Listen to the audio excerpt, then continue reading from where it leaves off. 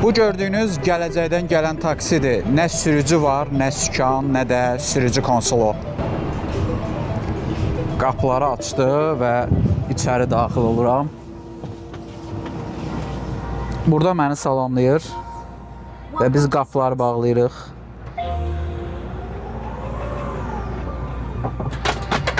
Artıq hərəkətə başlamaq vaxtıdır.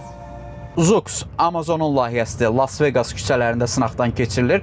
Əsas ideya ondan ibarətdir ki, sürücüləri tamamilə aradan qaldırsınlar və şəhər daxili yeni bir mikromobillik vasitəsini bazara buraxsınlar. Avtomobilin özü çox fərqli bir konstruksiyaya sahibdir. 4 təkərin 4-ü də dönə bilir və önə arxaya eyni sürətlə hərəkət eləyə bilir. İstər dar küçələrdə, istərsə də manevri çətin olan ərazilərdə çox yaxşı dönmə bucağına və hərəkət qabiliyyətinə sahibdir. Üzərində ətrafı 360 dərəcə görə bilən lidar və kamera sistemi var. Bu da o deməkdir ki, adi insan sürücüsündən fərqli olaraq kör nöqtəyə sahib deyil və hər tərəfi görə bilir.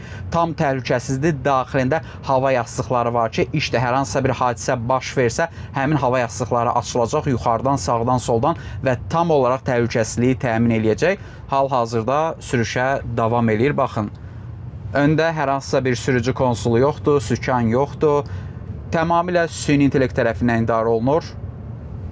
4 nəfər sərnişin götürə bilir. İkisi öndə, ikisi arxada oturur. Arxa dediyimiz də, yəni bu avtomobilin arxası və önü arasında heç bir fərq yoxdur. Və burada da idarə etmə konsolu var. Mənə göstərir ki, 8 dəqiqəyə qoyduğum əraziyə gedib çata biləcəm. Mən Zoox'u Win otelinə sifariş elədim və hal-hazırda məni Excalibur'un kruqunda olan Qoşa Zapravkanın yanına aparacaq. Təqribən 5 dəqiqə mən həmin yerə çatmış olacağım. Və artıq Las Vegas küçələrində belə Zoox'lar tez-tez görünməyə başlayıbdır. Hətta bəlkə də bir-birindən yarışa bilərlər.